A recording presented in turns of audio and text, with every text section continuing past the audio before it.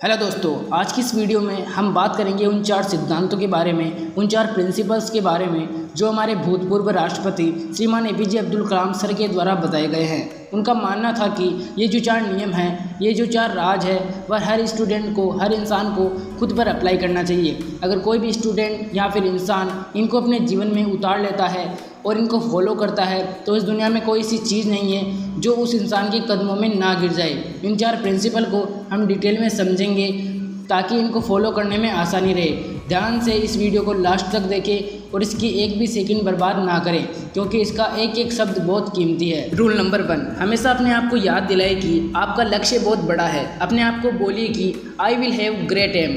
दोस्तों, सन 1958 की बात है। डॉक्टर एपीजे अब्दुल कलाम एक पायलट बनना चाहते थे। उन्होंने मेहनत करके पायलट बनने के लिए सभी परीक्षाएं पास कर ली, लेकिन पायलट की वैकेंसी में केवल 8 सीट ही थी और डॉक्टर एपीजे अब्दुल कलाम 9वें नंबर पर थे। अब उनका सिलेक्शन केवल तभी हो सकता था जब उनके ऊपर के 8 कैंडिडेट्स में से या तो कोई अपनी वैकेंसी छोड़ दे या फिर मेडिकल में आउट हो जाए।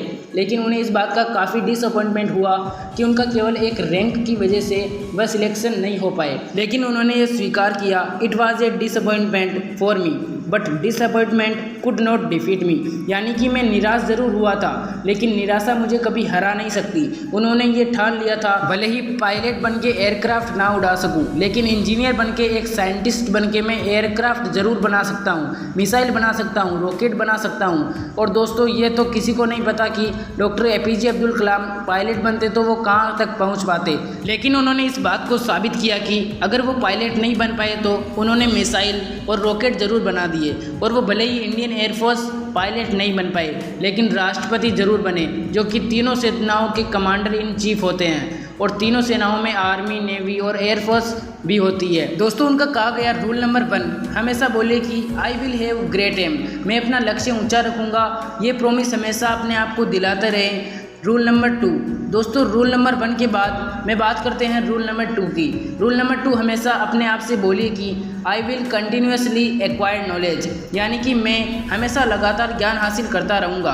दोस्तों, अब हम उनके इस रूल को हम उन्हीं की जीवनी से समझते हैं। डॉक्टर एपीजे अब्दुल कलाम को मिसाइल मैन के नाम से भी जाना जाता है। वह एक इंजीनियर थे, वैज्ञानिक थे। उन्होंने बहुत सारे मिशन को लीड किया और सक्सेसफुल भी रहे। पुणे में पद्म भूषण, पद्म विभूषण और भारत रत्न जैसे हाईएस्ट लेवल अवार्ड जीते। वह भारत के 11वें राष्ट्रपति भी बने। लेकिन इसके बावजूद भी उन्होंने अपने आप को एक टीचर समझा।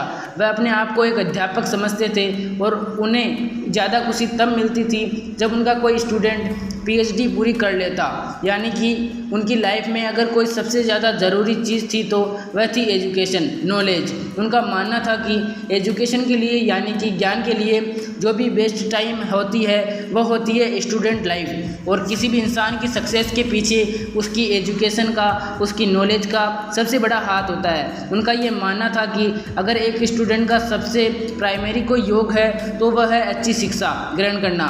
एक विद्यार्थी को एजुकेशन के अलावा किसी दूसरी चीज़ के बारे में नहीं सोचना चाहिए। अगर एक स्टूडेंट एजुकेशन के अलावा कुछ और करना चाहता है तो वो छुट्टियों में किसी कॉलेज। इसके बाद में बात करते हैं रूल नंबर 3 की।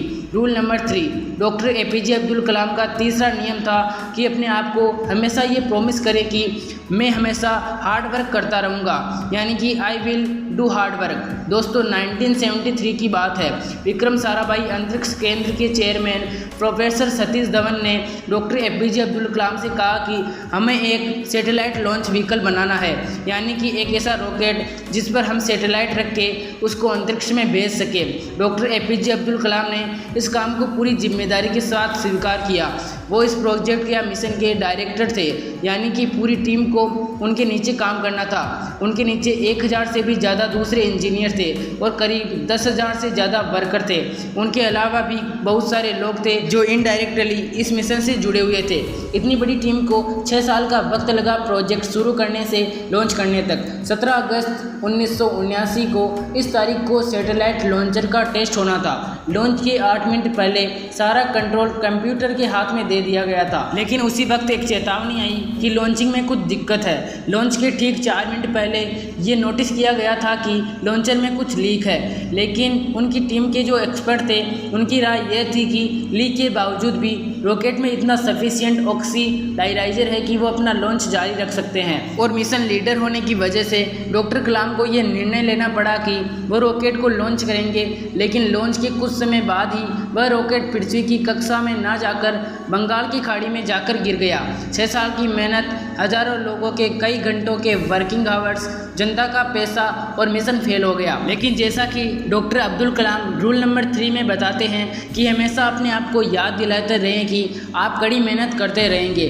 ठीक उसी नियम का अनुसरण करके डॉक्टर कलाम ने अपनी टीम के साथ 1 साल और कड़ी मेहनत करी और प्रोजेक्ट के शुरू होने के 7 साल बाद आखिरकार उन्होंने साबित करके दिखा दिया कि कड़ी मेहनत आपकी असफलता को सफलता में बदल सकती है। यानी कि दोस्तों, हमेशा अपने आप से कहते रहें कि I will do hard work. 4 rules में से 3 रूल्स हमने समझ लिए। रूल नंबर 1 था हमेशा अपने आप से कहे I will have great M.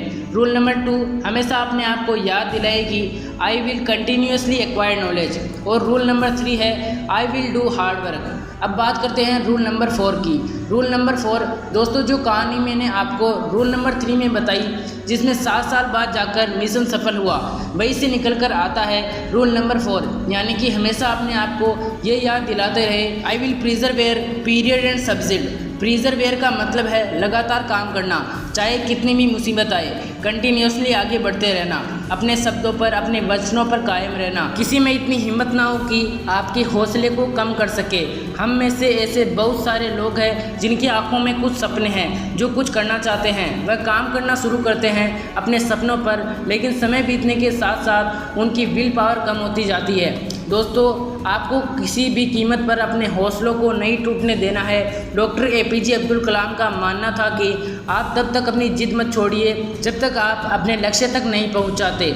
और आपका लक्ष्य है आपकी यूनिकनेस, आपका सबसे अलग होना, आपकी पहचान सबसे अलग होना। और आपके इस यूनिक बनने के सफ़र में आपकी मुसीबतों का सबसे अहम रोल होता है। अगर आपने अपनी मुसीबतों से डरना छोड़ दिया, उन पर से ध्यान हटाकर उनके हल के बारे में सोचना शुरू कर दिया और उन पर काम करना शुरू कर दिया, तो आप किसी ना किसी दिन इस दुनिया में सफल ज़रूर हो जाओगे। दोस्तों, इस वीडियो के लास्ट में इन 4 रूल्स को रिवाइज कर देता हूँ। रूल नंबर 1, अपने आप को याद दिलाए कि आपके पास में एक बहुत बड़ा सपना है। You must have a big dream. Rule number 2, अपने आप को हमेशा याद दिलाएं कि आपको कभी सीखना नहीं छोड़ना है। Means you must continuously acquire knowledge. Number 3, कड़ी मेहनत करें, मेहनत में कोई कमी ना छोड़े। और रूल नंबर 4, उस मेहनत को लगातार करते रहे। और ऐसा अगर आप करते रहोगे तो आप एक दिन ज़रूर सफल हो जाओगे। दोस्तों, आज हमारे बीच में मिसाइल मैन, इंजीनियर, वैज्ञानिक और भूतपूर्व राष्ट्रपति डॉक्टर एपीजे अब्दुल कलाम सर नहीं है। जैसा कि उन्होंने बताया था कि वह अपने आप को एक अध्यापक समझते थे। उन्होंने अपनी आखिरी सांस भी Indian institute of management Shillong के स्टूडेंट्स को एक लेक्चर देते हुए ली। इस लेक्चर का टॉपिक था creating a livable planet earth. वह 4000 वर्ष का उनका लेक्चर अनफिनिश्ड ही रहा। मानो उनका कहना यह था जाते जाते कि वापस फिर आऊँगा लौट के, लेकिन प्रकृति के नियमों को कौन बदल सकता है। आइए आज हम शपथ लें कि जो रास्ता हमारे डॉक्टर एपीजे अब्दुल कलाम ने हमें दिखाया, उस पर हम लगातार आगे बढ़ते रहेंगे और अपने वचनों पर कायम रहेंगे और पूरी दुनिया को दिखा देंगे कि हिंदुस्तान से बेहतर कोई दूसरा देश नहीं हो सकता। अपने सपनों का पूरी रफ्तार के साथ पीछा करते रहिए और देश में खुद के साथ साथ देश का दुनिया में नाम भी कीजिए। जय हिंद, वंदे मातरम।